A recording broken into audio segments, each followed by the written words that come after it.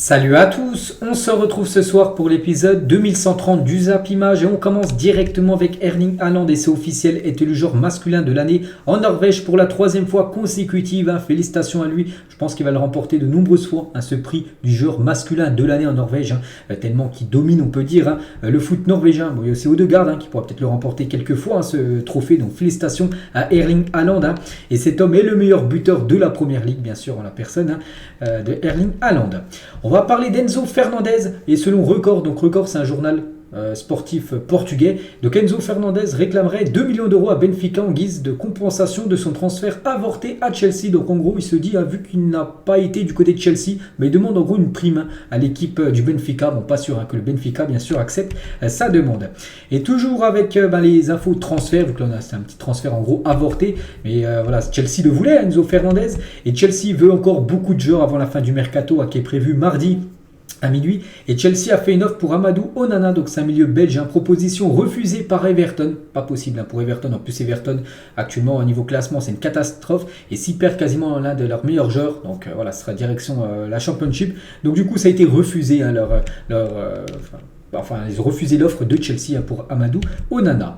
Toujours avec Chelsea, donc ce joueur pourrait peut-être débarquer du côté de Chelsea. Donc Chelsea va soumettre une nouvelle offre à Lyon pour Malo Gusto. Le joueur souhaite partir à Chelsea. On peut voir, c'est Fabrizio Romano qui dit ça, que Malo Gusto veut jouer du côté de Chelsea. Donc lui, il va aller du côté de Chelsea. Chelsea le veut et il manque plus qu'une partie pour que ça soit OK. Le transfert, c'est Lyon. Mais Lyon, bien sûr, ne veut pas lâcher Malo Gusto. Ils veulent bien le lâcher l'été prochain, mais ils veulent le conserver pour les 6 prochains mois.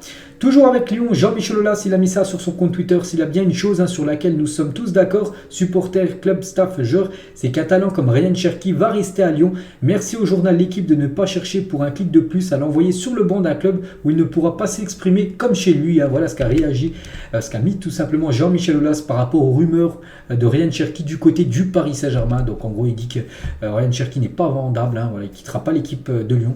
On verra, parce que vous savez que des fois, il y a des coups de théâtre, bien sûr, dans les périodes de transfert.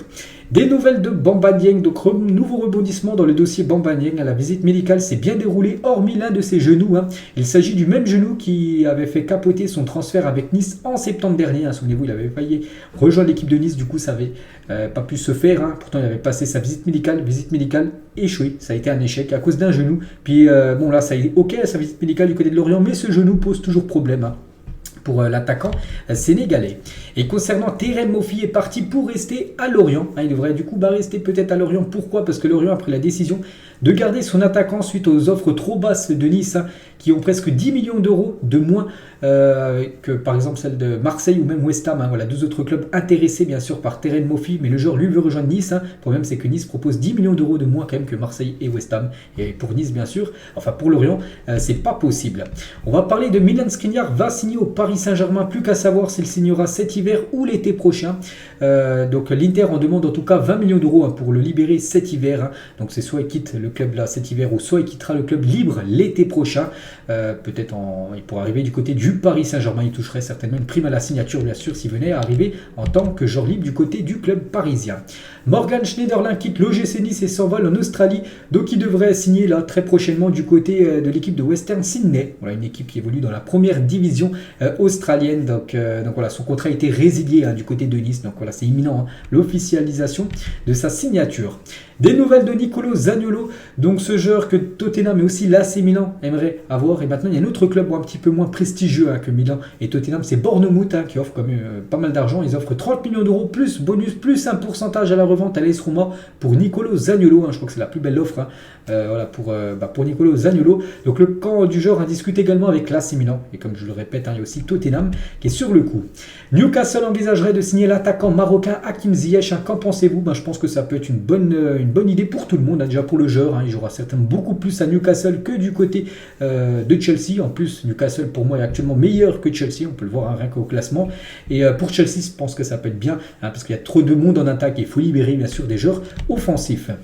L'agent de Weston McKennie est à Londres pour négocier une arrivée de son client Arsenal ou surtout à Leeds United où c'est vraiment une priorité du côté de Leeds, le joueur américain. Donc cette vente devrait rapporter à la Juventus près de 30 millions d'euros si ça venait à se concrétiser, on peut dire. Le président de Fluminense, donc c'est une équipe brésilienne, a officiellement annoncé, il a dit de ses propres mots qu'il veut signer Thiago Silva et Marcelo, deux ex-défenseurs de la Seleção, on peut dire, même si Thiago Silva a encore joué à la Coupe du Monde, mais pas sûr qu'il sera encore là pour le prochain rassemblement de la Seleção brésilienne. Bref, le club attend de voir si les joueurs vont prolonger dans leur club respectif pour leur soumettre des offres de contrat. Donc voilà, tout est dit les gars, peut-être Thiago Silva et Marcelo de retour au Brésil, de retour au pays du côté de Fluminense. On va parler de Brahim Diaz qui aurait choisi de jouer pour le Maroc. Donc il avait le choix entre le Maroc et l'Espagne. Et du coup, il devrait prendre l'option marocaine. Donc le joueur est attendu au prochain rassemblement des Lions de l'Atlas fin mars prochain. Donc voilà, Walid Regragui devrait appeler ce joueur. N'oubliez pas qu'appartient au Real Madrid. Il est prêté actuellement du côté de l'AC Milan sans option d'achat. La dernière publication Instagram de Gérard Piqué, vous savez que Gérard Piqué a une nouvelle copine depuis quelques temps, parce qu'il n'est plus avec Shakira. Donc en gros, je pense que ça doit être cette personne-là, tout simplement. Donc voilà, le couple Gérard Piqué avec sa nouvelle copine. Et on parle aussi beaucoup de Gérard Piqué par rapport à cette compétition qu'il a créée, la Kings League. Donc l'idée royale de Piqué, donc c'est quoi cette compète Donc quelques infos, donc lancée déjà le 1er janvier, donc c'est tout récent, là il y a ça 26 jours. La nouvelle compétition de foot à 7 imaginée par Gérard Piqué fait un carton en Espagne. Donc déjà c'est du foot à 7. Expulsion temporaire en cas de carton. Si tu fais une grosse faute, tu sors. C'est un peu comme au handball où tu sors pendant quelques minutes. Donc les mi-temps ça dure 2 fois 20 minutes. Voilà. Changement illimité, tu peux faire tant de changements que tu veux. Donc il y a eu déjà pas mal de joueurs qui ont déjà fait un match, comme Capdevila, ancien joueur de l'Espagne, comme Javier Saviola, Chicharito ou même Kun Agüero. Et même un joueur mystère en activité venu masqué parce qu'il n'avait pas le droit de jouer un match de Kings League. Vu qu'il appartient à un club de Liga, il a dû venir jouer avec un masque, voilà, pour pas qu'on sache qui c'est. Et carton d'audience, surtout c'est Kings League de Gérard Piqué, plus de 654 000 téléspectateurs en simultané en moyenne sur Twitch, la plateforme Twitch. Et ça a même eu un pic à plus de 1 370 000 téléspectateurs lors d'un match de Kings League. Donc voilà, ça cartonne, on va dire, niveau audience, cette compète. Ça aussi, ça a cartonné niveau audience, cette fois-ci du côté des États-Unis. Donc le Arsenal Manchester United, il y a quelques jours, la victoire des Gunners 3-2. De dimanche dernier, le match de Première Ligue le plus visionné de l'histoire aux États-Unis. On sait que le soccer, parce qu'ils appellent ça le soccer aux États-Unis, donc le foot, ça doit être le 5e sport, alors qu'en Europe, le foot c'est le sport numéro 1. C'est où il y a le plus de monde qui regarde. Donc aux États-Unis, c'est pas non plus numéro 1. Il y a beaucoup de personnes qui ont regardé ce Arsenal Manchester United et c'est un record tout simplement du côté des États-Unis. On va parler du basketteur, le légendaire LeBron James a dévoilé un maillot Liverpool en édition spéciale. Voilà, ça sera une édition peut-être limitée. Donc voilà, ce maillot porté par LeBron James. N'oubliez pas que le basketteur a des parts dans le club de Liverpool. Il suit énormément le foot, bien sûr, un grand fan de foot et grand fan, bien sûr, des Reds. La Totti de Jude Bellingham avec 5 joueurs madrilènes. Donc vous savez qu'il est pressenti peut-être même pour aller du côté du Real Madrid. Et regardez sa Totti qu'il a fait. Et on peut voir quand même pas mal de joueurs du Real, comme Benzema, comme Courtois, comme Militao, Modric, Valverde. Donc voilà, le 11 Totti, on va dire, de Jude Bellingham, le joueur de Dortmund. On va parler de Franck Dumas, ancien entraîneur de Caen, a été condamné à un an de prison ferme pour fraude fiscale. Donc il ne s'estimait pas en mesure de payer ses impôts car il se décrit comme étant accro au casino, où il était capable d'y dépenser près de 100 000 euros par mois. Donc là c'est une addiction, 100 000 euros par mois. Rendez-vous compte au casino, en plus tu perds souvent au casino, tout le monde le sait. Du coup, voilà, il va certainement faire de la prison ferme, un an de prison ferme pour Franck Dumas. Le boss Bernard Tapie aurait eu 80 ans aujourd'hui. Donc il reste encore aujourd'hui le seul président à avoir ramené une Ligue des Champions à un club français. C'est l'équipe de Marseille en 1993. Donc bien sûr qui repose en paix cet immense président. Et aujourd'hui, il y a l'anniversaire, j'en ai parlé à midi, de José Mourinho qui fête aujourd'hui ses 60 ans. Et on revient sur quelques phrases qu'il a pu dire tout au long de sa carrière d'entraîneur. Donc à l'époque, Barcelone est une ville très culturelle avec de nombreux théâtres. Et Léo Messi y a très bien appris à jouer la comédie. Donc voilà ce qu'il a pu dire. À l'époque également, il a dit si je suis autant critiqué, c'est de ma faute. J'ai mal habitué les gens. J'ai mis la barre trop haute en gagnant trop partout où je suis passé. Voilà. Et il a également dit donc Arsène, je l'admire et j'admire Arsenal.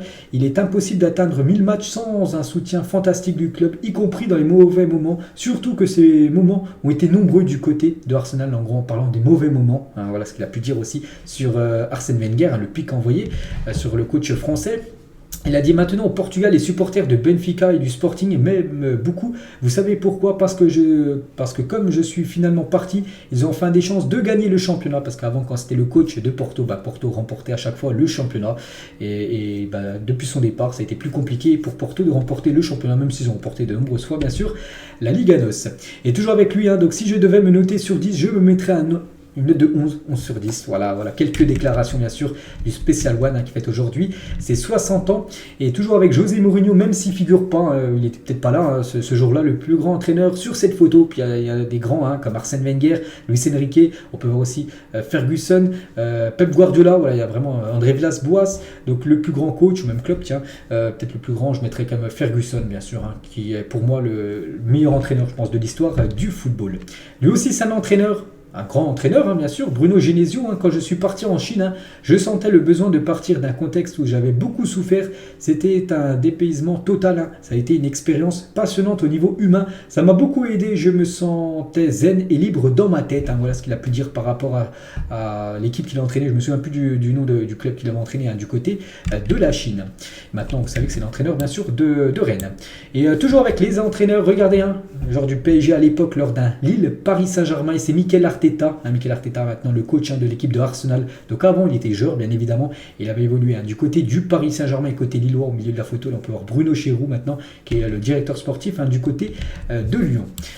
Nicolas Pepe, donc Lille, j'ai passé les 2 meilleures années de ma carrière, j'habite là-bas, j'y retourne souvent, j'ai créé un lien avec cette ville, voilà ce que peut dire le joueur de Arsenal, prêté actuellement du côté de Nice.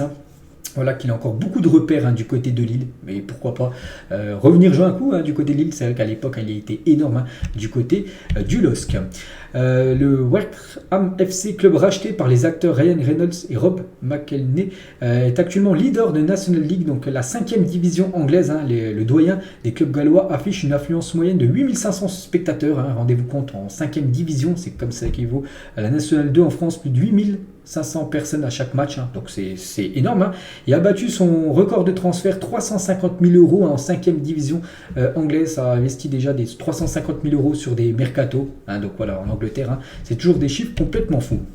Kimpembe et Christophe Galtier se sont expliqués hier par rapport au brassard de capitaine. Donc le défenseur garde son statut de vice-capitaine au même rang que Sergio Ramos, Verratti et Kylian Mbappé. En fait, maintenant, il y a 4 vice-capitaines du PSG. Si Marquinhos ne commence pas titulaire, donc Galtier aura le choix entre ces 4 joueurs, donc Kimpembe, Ramos, Verratti et Mbappé, concernant le brassard de capitaine le jour du match, bien sûr si Marquinhos n'est pas là. Donc leur relation n'a pas été impactée par cet incident qui est désormais considéré comme clos, voilà, par rapport au vice-capitaine du club parisien. Paul Pogba devrait jouer ce week-end son premier match officiel de la saison. Ça devrait être contre l'équipe de Monza, le prochain match de la Juventus en championnat. Et avant ça, il jouera normalement ce soir un petit match amical avec les U23 de la Juventus. Voilà, donc ce soir, il devra en rejouer un petit peu, donc ce sera un match amical. Mais son match officiel, les gars, ça sera dans quelques jours, le week-end qui arrive. L'effet Cristiano Ronaldo avec son club de Al Nasser, souvenez-vous, on avait parlé de ce club qui avait pris beaucoup de followers et du coup maintenant, quasiment un mois après l'arrivée de Ronaldo, c'est plus de 12 millions de followers, quand même, ils ont gagné 12 millions de followers tout simplement cette équipe de Al Nasser avec l'arrivée de Cristiano Ronaldo dans cette équipe. Et il y a une petite photo de Ronaldo du côté de Al Nasser. Là il va rejouer ce week-end son deuxième match de championnat, n'oubliez pas qu'il a joué la semaine dernière, donc son équipe s'est imposée 1-0 mais il n'a pas marqué. Cristiano Ronaldo qui avait le brassard. Et toujours avec lui, donc on l'appelle CR7, mais à l'époque c'était CR9, bien sûr, son ancien numéro du côté du Real Madrid. Et Messi avait le numéro 19 à l'époque, du côté du Barça. Une ancienne collaboratrice de Noël Le Graët, donc elle a dit, combien de fois m'a-t-il dit, tu dois être une chaude, s'il n'y a pas de mal à se faire du bien. Il ne pense qu'en dessous de la ceinture. Voilà encore des témoignages forts envers Noël Le Graët, voilà, qui a tout perdu quand même ces dernières semaines. Et qui pour prendre la présidence de la FFF après Noël Le Graët, parce qu'actuellement c'est Diallo, l'intermédiaire, parce que c'est pas officiellement lui, mais pour l'instant il en faut bien un, donc pour l'instant c'est lui, mais ça peut être un des autres voilà, présents sur cette liste, comme aussi Aulas, les gars, qui peut peut-être être le futur président de la Fédération Française de Football. Donc bientôt, on connaîtra bien sûr, parce qu'il y a une réunion, et ça va élire officiellement le nouveau président. Emmanuel Petit, les gars, par rapport à France 98, avec qui il a des relations Didier Deschamps à l'heure actuelle, il n'en a pas beaucoup avec le groupe de France 98, on n'en a pas non plus, hein. Il en a marre de ne plus dire les choses, la vérité. Donc en gros, voilà ce que dit Manuel Petit, qu'ils sont encore tous très soudés, hein, l'équipe de France 98 qui a gagné la Coupe du Monde. Mais concernant Deschamps, en gros, il parle quasiment à plus personne par rapport au groupe France 98. En gros, il est écarté, hein, il s'est plutôt écarté tout seul, hein, d'après ce que peut dire Emmanuel Petit. Xavi, les gars, par rapport à Ousmane Dembélé, hein, qui a fait un énorme match hier. Hein. Donc Dembélé, c'est un poignard. Hein. Il fait la différence. Je le vois sur le visage des équipes. Elles souffrent beaucoup contre lui, hein, surtout les latéraux adversaires. C'est un joueur qui a un énorme potentiel et je crois beaucoup en lui. Il est l'un des meilleurs du monde à son poste d'ailier. Hein. C'est vrai qu'actuellement, c'est peut-être le meilleur ailier droit au monde, hein, Ousmane Dembélé. Guillaume Canet à propos de Zlatan Ibrahimovic lors du tournage d'Astérix et Obélix, hein, parce que vous savez qu'il a un rôle. Hein. Donc il a dit, Guillaume Canet, qui est le réalisateur du film, hein, donc il ne voulait parler qu'à moi, il m'appelle boss. Il est extrêmement facile à gérer et d'une gentillesse. Quand je lui ai proposé le rôle en lui disant que c'était le bras droit de César, il a répondu comment César peut jouer le bras droit de César, hein, parce que voilà, bien sûr, il a toujours un sacré ego, bien sûr, Zlatan. Donc voilà, le film, hein, je crois, va sortir très prochainement, hein, le film Astérix et Obélix. Les meilleurs passeurs de Ligue 1 en activité, le premier, les gars, c'est Payet, hein, plus de 103 passes décisives, et c'est énorme, hein, comme dans le championnat français. Donc c'est du côté de Marseille, du côté de Lille, du côté de Saint-Etienne aussi, ce club où il a évolué à l'époque. Hein. Mbappé, c'est déjà 53 passes décisives en Ligue 1, Neymar 47 à moment, 42, même Verratti 37 passes D. Regardez le classement des clubs qui ont le plus vendu depuis l'année 2000 en termes de vente de joueurs, hein, par rapport aux bénéfices qu'ils ont récupérés. Et c'est l'équipe de la Juventus, les gars, plus de 1,575 milliard d'euros récupérés depuis 23 ans, en gros, en vendant des joueurs. Hein, c'est énorme, hein, ils devancent le Benfica. Bon, Benfica, c'était logique, vu qu'ils vendent énormément aussi de joueurs. Plus d'1,431 milliard récupérés par Benfica. Monaco aussi dedans. Je vois pas Dortmund, hein, Dortmund aussi, je pense qu'il doit être dans le top 10, parce que là, on peut voir jusqu'à la 6e place. Porto aussi, hein, qui a vendu aussi énormément de joueurs très chers. Donc voilà, hein, concernant les joueurs qui ont récupéré énormément d'argent, hein, sur les 20 dernières années. Pelé et Eusebio, deux légendes du football, hein, qui nous ont quittés, bien sûr, une immense légende portugaise, une immense légende, bien sûr, brésilienne. Luka Modric pour Ferland Mendy au dernier entraînement du Real Madrid, hein, c'était hier, donc voilà, bon, ils ont fait ça à la rigolade, hein, il n'y a pas de conflit, bien sûr, entre le Croate et le joueur français. Avec un autre doigt, parce que là vous savez c'est quel doigt, là un autre doigt, le doigt sur la tempe, hein. Donc la célébration de Marcus Rashford, enfin je sais pas c'est lui qui l'a fait en premier, mais bon il y en a beaucoup bien sûr maintenant qui font cette célébration, hein, du doigt sur la tempe, donc comme Rashford qui le fait souvent, Kimmich, hein, qui l'a fait là il y a quelques jours, c'est Bukayo Saka, Aouar l'a déjà fait, ou même Rames Rodriguez à l'époque. Regardez le 11 type fan à la mi-saison en Ligue 1, donc en gros c'est les fans du championnat français qui ont voté pour ce 11, pour eux, hein, les meilleurs. Donc on peut voir quelques Parisiens comme Mbappé, comme Messi, comme Verratti, comme Marquinhos, comme aussi Hakimi, pas de Neymar, hein, voilà, dans l'équipe type, on peut voir Martin Terrier, Fofana ou même Bourigeaud, hein, le joueur du Stade de Rennes.